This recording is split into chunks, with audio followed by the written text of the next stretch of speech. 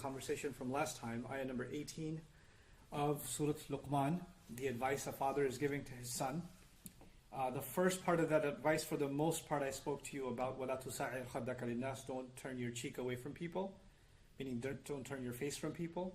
And we tried to analyze what the implications of that phrase could be. There's one thing I left out that I realized I should have mentioned last time. So I'll start with that and we'll pick up on the remainder of that ayah and hopefully cover that today. So turning away from someone, the ayah did not specify the reasons for it. This is an important observation. So Allah did not say don't turn your face away from people out of arrogance, or don't turn your face away from people out of, pride, anger, arrogance, or dismissal, whatever else, right? So there could be a multitude of circumstances and any number of reasons where a person might feel they're justified in acting a certain way towards somebody else. And they can tell themselves, we're very good at rationalizing our own behavior. So if I do something terrible, I can say, yeah, I know that's terrible, but, and then I have a set of excuses for myself that justify what I did. So even though I know it's bad, I can tell myself it's not that bad, right? So what Allah did here is, He didn't give the bad reasoning, because then somebody can even tell themselves, well, I didn't do it for that reason, therefore it's not that bad, right? So He kind of made it a blanket statement of not turning away. Now, one of its manifestations that I think we should think about, really seriously think about, is there's this notion in the Quran about making someone feel worthless, making someone feel not worthy of even a conversation, making someone feel little, to make someone feel little. And actually the concept of being little and being humiliated are associated with each other. So saghar in the Quran, which comes from the word saghir is small, saghar is actually humiliation. And when the devil was being removed from the company of Allah and the angels and all of that, when he was being expelled, Allah told him, innaka minas saghirin, you are from those that are small. In other words, you're humiliated and you're insignificant. You're being made insignificant. Now, how do you make somebody feel small? You and I can be in a difficult conversation, and or somebody says something we didn't want to hear, or you hear something outrageous, and you want to give a response, and you decide not to give a response. You decide to just stay quiet, right? That's a good thing. Instead of being impulsive and exploding on somebody and putting them in your mind, putting them in their place, or giving them a zinger right back. Oh yeah, if you can say that, I can say 10 more things to you, or I can raise my voice. We've already studied in the Quran that's actually coming to lower your voice, right? So, and a'rid anil jahilin, ignore people that are being outrageous. That's there too. But being silent when somebody's being erratic, when somebody's being outrageous, that's something else. This ayah is about something else. This ayah can also apply in us doing something wrong. When somebody's talking to you, one way you can avoid dealing with something is somebody comes and talks to you, hey, I need to talk to you about what happened last week. Or I need to bring up that issue with you. And you say, I don't have time for this. Don't bring it up. No, I'm not going to deal with it. Don't waste my time. Oh, not that again. Or one way or the other, you avoid the subject by not dealing with it at all. And that's another kind of turning your cheek. And this could be also done by, hey, I need to talk to you, no response. I need you to tell me what's going on, no response. And what they call the silent treatment to somebody. So you can be, driving together and you're asking, your parent, or a parent is asking child, or siblings are asking each other, hey, so how was your day? No answer. What's going on? No answer.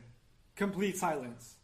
And when you give somebody complete silence, in their mind, why are they ignoring me? Why aren't they answering anything I'm saying? Are they angry with me? Did I do something wrong? Are they, upset with me? Are they just ignoring me because I don't think I'm worth? There's all kinds of negative thoughts that come out, don't they? The point being, if you don't make yourself clear, and you think that you're silent, and your silence could be for good reasons. Oh, I was silent because I was thinking about something, I was lost in thought, I was distracted. Could be something innocent. Or I was silent because I was just thinking of how to respond and I couldn't come up with an answer quickly. Or I couldn't respond because, in fact, I was angry and I was thinking the wrong thing, so I wanted to calm down before I answered. You can do that later, but in the moment when you ignore somebody and not respond to them, it's better for you and I to be straightforward in our speech and say, hey, I can't respond right now, I'm not feeling okay. Or I don't think my response is going to be healthy at this moment, but we can talk about this a little later.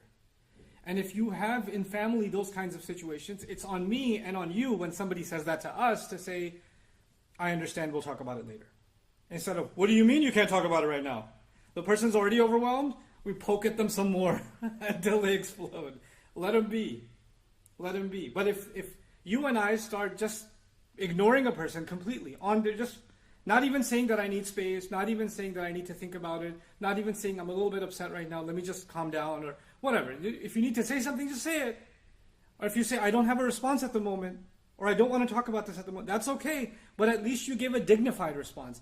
Silence on its own and just completely ignoring someone is not a dignified response. It's actually an arrogant response. Whether you're being arrogant or not, it will be received as arrogance by somebody else. It'll be received as, I'm not worthy of a response. You think I'm worthless. And that's how it will be perceived. And that can become a form of arrogance. So it's not just about, well, I didn't mean that, so it's okay. It's not just about what you and I mean. It's also about the effect on somebody else's feelings. You see? So it's not always just about intentions. It's also sometimes about unintended consequences. And turning our face away from somebody, ignoring somebody, or giving somebody the silent treatment, even if we may have justified reasons, can actually have unintended consequences. And they're being avoided. The intention has been removed from the equation just to get away from that habit. Just don't ignore somebody just for the purpose of ignoring them, whatever your reasons are. If you need to ignore them, if you need to take the space, even the Quran said it, إِذَا خَاطَبَهُمُ الْجَاهِلُونَ قَالُوا سَلَامًا. They respond peacefully. Salama can be a hal there too, not just a maf'ul bih. So it could be they respond saying peace, and it could be they respond in a peaceful manner and say, we don't want to, we don't want to engage in this conversation further. Or even when Allah says when they walk into a company of conversation or a social gathering in which there is lahu, there's useless talk going on, or there's evil conversation going on. He says marru kirama, they pass by dignified. What that means is they maintain their dignity and they also don't humiliate the people that are doing the wrong thing. They can maintain a sanctimonious approach for themselves and for others. They can actually be dignified for themselves and others, even if they don't want to take part in something wrong. So we have to be mindful of that. But now we come to today's subject matter, what Allah connected, these concepts Allah connected with each other. The next advice He's giving His son in the same ayah is وَلَا تَمْشِ فِي الْأَرْضِ مَرَحًا إِنَّ اللَّهَ لَا يُحِبُّ كُلَّ مُخْتَالٍ فَخُورٍ. I'm going to dedicate a little bit of time in this khutbah to two words, marah and fakhur. Those are kind of a little bit difficult words, or rich words, and I don't think we should pass over them quickly. In fact, there are three words. There's marah, and there is mukhtal, and there's fakhur. So we're kind of getting, mukhtal is easier, so we'll give a little bit less time to that. But marah and fakhur are more rare, and I think we need to really dig into what they mean and get the most out of this ayah. So let's talk about this word marah. What is Allah saying? He's saying, don't walk on the earth with marah. So I won't translate that word yet. Don't walk on the earth with marah. Right? Now, simple translations might say, don't walk on the earth with arrogance. Don't walk on the earth with pride. Don't walk on the earth with overconfidence. But as we'll see, there's much more to it than that. And that's not even the direct implication of the word. So المعنى المحوري تسيب الشيء اللطيف بقوة وخفة من أثناء ما يمسكه. The overall meaning of the words that come from this root, mim, ra, and ha, is actually when something exits something smoothly or easily. Easily exiting one thing from the other. So what are the examples of that? مِزَادَةٌ مَرِيحَةٌ لَا تُمْسِكُ الْمَاءَ. If it's a container, that's mariha from the same word. A marah container is one that water leaks out of it easily. So water now escapes easily from it. Okay? وَأَرْضٌ مِمْرَاحٌ, an earth, a piece of land, that's mimrah, is when the plants come out of it very easily. وَقَوْسٌ مَرُوحٌ, and a bow is called maruh from the same origin, when the arrow goes pretty quick out of it. It releases quickly out of that bow. وَعَيْنٌ مِمْرَاحٌ, an eye is called mimrah when it's easy for a person, they cry easily. like the waterworks come out quickly, right? So they say شَدَّ سَيَلَانُهَا. مَرِحَةِ الْعَيْنِ, when the eye was having marah, it meant that the tears wouldn't stop. They just kept easily flowing and flowing and flowing. مَرِحَةِ الْأَرْضُ بِالنَّبَاتِ أَخْرَجَتْهُ. The earth, again, plants coming out quickly would be مَرِحَةِ الْأَرْض. And then when the crop comes out and finally the grain pops open, easily releases, that's also called marah. So, and the most interesting use of it is actually used for a horse. So they say, farasun maruh. They say for a horse that is maruh, is that when it's grazing, like it's so hungry and hyperactive that it's grabbing some grass from here, leaves from there, and running around like crazy because it's so hungry that it's erratic. You can think of it as a person being maruh when they're at a dinner table at iftar time, right? And they've been holding back, and as soon as iftar happens, they're like grabbing stuff, right? They're being maruh. Like it's almost like they're quickly releasing their hands and grabbing at whatever they can. So the overall meaning of this word actually is to be impulsive, and to be very quick to act, to be very quick to do something, to have no sense of direction. So even that horse is described, يجري ويقفز ويضطرب هنا وهناك لا يقر ولا يسكن لما أحسه من شبع وقوة ونشاط. That the horse that is disturbed, it's moving around, it's not sitting still, it's very jittery because it's feeling hungry. When the father is telling his son, don't walk on the earth with marah, he's saying don't go hanging out or don't go outside engaging the world, because there's times where you're home, right? And then there's times you go out. You go out for work, you go out to hang out with friends, you go out to get food, whatever it is. Don't leave the home. Don't go anywhere and be impulsive. Oh, I want to do this. Oh, I want to do this. I don't want to do this. I don't want to do this. And you have no purpose in what you're doing. You're just jumping from one thing to the next, to the next, to the next. A crazy example of that is sometimes there are different cultures in the world, right? So people come from very conservative societies to America. So somebody may have been raised in a very religious or a very traditional, village, and they not even be Muslim. They may even be, Hindu or Christian or whatever, but very cultural, conservative background. Or think of a Muslim family and somebody who's raised in this joint family system, and there's a lot of respect for elders, and you watch your speech, and you watch the way you walk, and you watch the way you dress, and the way you sit, and the way you eat, and then they land in America, and they're a student, and they have a student visa, and they're going to the university, and the university has, parties on the weekend, and they've got fraternities, and they've got, hangouts, and the other students in the dorms are doing drugs, and everybody's got a relationship of one kind or the other, all kinds of stuff. They're just bombarded with this stuff. And somebody can take those values that they were holding on to, but like that bow that releases the arrow without effort, they just let go of all of those values, and they got exposed to a new world. And they become marah. And this is a very powerful bit of advice, because we have kids, for example, we want to raise them in an Islamic environment, in a protected, sheltered environment. So whether you live in America, Australia, Lahore, Dhaka, it doesn't matter where you live. You want to protect your kids, and you want to make sure that they receive positive reinforcement about this is good for you, this is bad for you. Hey, what are you watching? Hey, where are you going online? Hey, let me see that. Who are you on the phone with? We're checking what they do. It's natural. Right? So we're trying to create a sheltered environment for them wherever we may be. But you know what? This father realizes they're not going to stay home. These birds are going to fly off the nest. They're going to go outside. And when they go outside, all the things I protected them from, all the things that I didn't want them to just spill into, all the things I didn't want them to be exposed to, they're going to get hit with all of it all at the same time. They're just going to get sensory overload. There's going to be so much access to so much wrongdoing, and I'm not going to have any control over it. And he's saying, in those moments, because now you have the ability, you have the appetite, you have the curiosity, you have the ability, you have the perception of freedom, right? And then, especially in that moment when somebody tries to give you good advice, you can turn your cheek. You can just, I don't want to hear this, right? So in that moment, you can become impulsive and not think twice about how you're violating others and yourself. And that is a form of arrogance. So by extension, it becomes arrogance. By extension, because arrogance is a lack of consideration for anybody else but yourself. وَلَا تَمْشِي فِي الْأَرْضِ مَرَحًا. The word marah here, Hassan Jabal added an insight of his own, and I really liked his insight in his lexicon. He said, التسيب من القيم والضوابط عدم الالتزام بها عند وجود القوة والنعمة. He said this is when someone slips out, like the plant slips out of the earth, like the arrow slips out of the bow, like the water slips out of the container, right? Is when a person slips out of their value system. Is when someone leaks, they lose themselves. And the values that were holding them and containing them, they no longer commit themselves to them. It becomes too easy for them to let them go. It's too easy for them to let them go.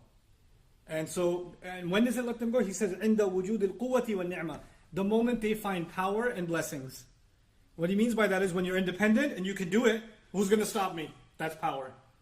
Blessings means you got money, you got strength, Allah has blessed you with the ability for transportation, your appearance, whatever it may be. Now you've got these blessings, now I can do what I want with them. The father is telling his son, listen, you are going to feel powerful, capable of doing whatever you feel like, whatever impulse comes to you. And that's going to be a trial that you have. But it's interesting that he put these two seemingly unrelated bits of advice next to each other. He said, first, don't scoff at people, and then don't be impulsive, basically. Right? What is the connection between these two? As we contemplate that, we could think about how when we become of age, we basically, the Urdu expression is par nikal aaye, right? A person, comes in their own, and they kind of, the Urdu expression means they've sprouted wings, meaning they act like I'm not a kid anymore. You can't tell me what to do, right? I'm not a baby anymore, dad or mom. So they've become their own person. And in that moment, when they become their own person, it is when they become extremely averse, extremely hostile to any kind of advice. And actually, it is a time when, because you're hostile to any kind of advice, you develop this shell around you, which is constantly putting others down or dismissing others. The modern way of doing that captures so many young people around the world that are coming into adulthood, is the word whatever. You whatever everything in the world. Anybody's giving you, whatever. And you don't have to say whatever. You can just say half the syllables and whatevs. Or you can just roll your eyes. Mm-hmm. Oh God, here we go again. Or you could just take a deep breath of disdain. Are you done yet? You could just say that with your face. Are you done giving your lecture yet? Can I just go live my life now? This is لا تصعر خدك للناس. You don't have to disrespect someone by raising your voice and getting angry. You could just dismiss someone and dishonor them. And now that you've dismissed them and you can't hear their voice anymore, or their advice anymore, now you're left to your own devices. وَلَا تَمْشِي فِي الْأَرْضِ مَرَحًا. He's putting those two things together, perhaps because he understands that when a person stops listening to the advice of others, that's when they become impulsive. So having people in our life that can give us advice, that can give us the benefit of their wisdom, and keeping an open ear and an open heart towards them is an important part of life. And then وَلَا تَمْشِي فِي الْأَرْضِ مَرَحًا. This isn't just even spiritual in nature. There are other experiences in life that apply to this. Because even Luqman radiallahu anhu said, لِلنَّاسِ, don't scoff away from people. Like I have non-Muslim friends who were into drugs, alcohol, crime, getting in trouble, you name it, right? And then later on in school, and they hated their teachers, but one teacher decides to give them advice and show them the ropes and say, hey, you're talented in this, maybe you can get a job in this. And that one teacher or that one positive influence, and the person turns their life around, right? Because they didn't turn away from that one teacher. This is لا تصعر خدك للناس. And had they not had that person, they would have been impulsive and doing all kinds of things and ruining their future. And they look back and say, I saved myself, and we look at it as Allah saved this person because they had someone that they could listen to. So this happens in the world, not just in the Muslim sense, but in humanity, this happens.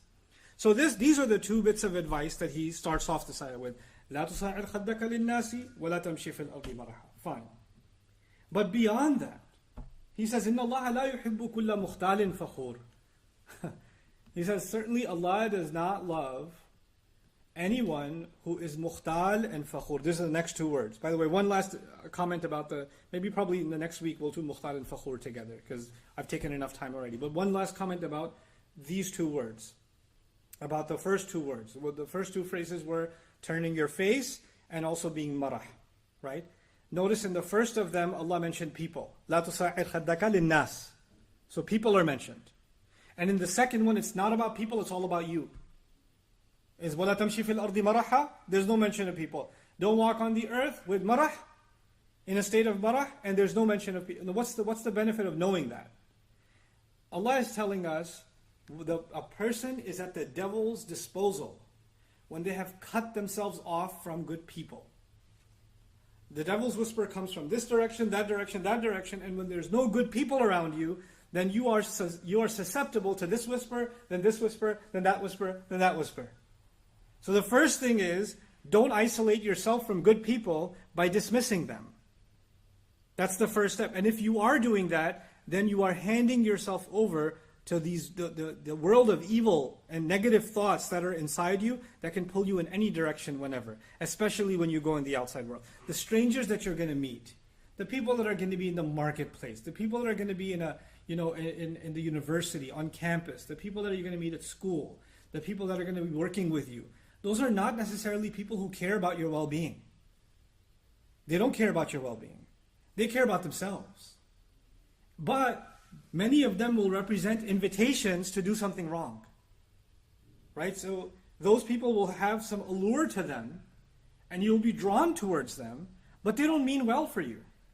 And you'd rather hang out with people that don't criticize you, so you don't want to be around anyone who keeps it real with you and tells it to you like it is. So people who tell you like it is, you just want to keep your distance from them. You've already, سَعَرْتَ خَدَّكَ لِلنَّاسِ. You've already turned your cheek away from them.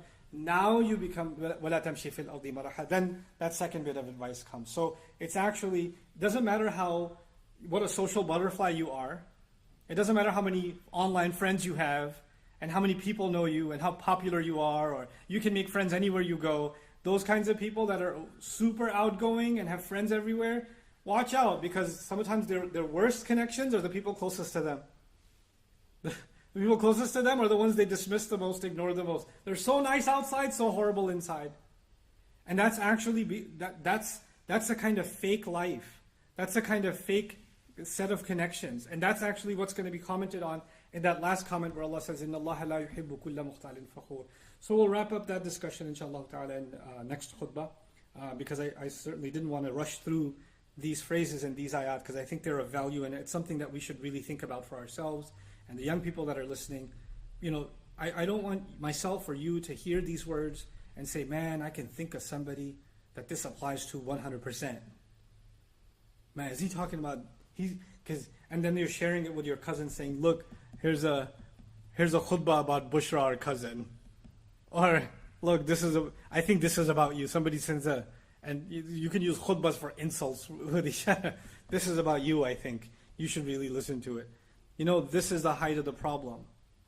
Because this is you, ironically, scoffing at people, turning your cheek away from people. As if the ayat are about them, a criticism of them, and they have nothing to do with me. I pray Allah allows me to look in the mirror, to find these faults in myself and address them. And I pray Allah allows all of you to look in the mirror and find those faults in yourselves and address them for yourselves. And I pray Allah protects our young generation from these kinds of character flaws and makes them a better example for the world than we could ever be. Barakallahu li wa lakum fil Qur'an al-Hakim wa nafa'ani wa iyyakum bil ayati wa dhikr al-Hakim.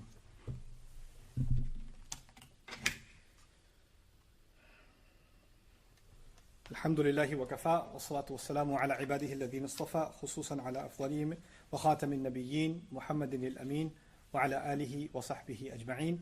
قال الله عز وجل في كتابه الكريم بعد أن أقول أعوذ بالله من الشيطان الرجيم إن الله وملائكته يصلون على النبي يا أيها الذين آمنوا صلوا عليه وسلموا تسليما اللهم صل على محمد وعلى آل محمد كما صليت على إبراهيم وعلى آل إبراهيم في العالمين إنك حميد مجيد اللهم بارك على محمد وعلى آل محمد كما باركت على إبراهيم وعلى آل إبراهيم في العالمين إنك حميد مجيد. عباد الله رحمكم الله اتقوا الله إن الله يأمر بالعدل والإحسان وإيتاء ذي القربى وينهى عن الفحشاء والمنكر ولذكر الله أكبر والله يعلم ما تصنعون أقم الصلاة إن الصلاة كانت على المؤمنين كتابا موقوتا.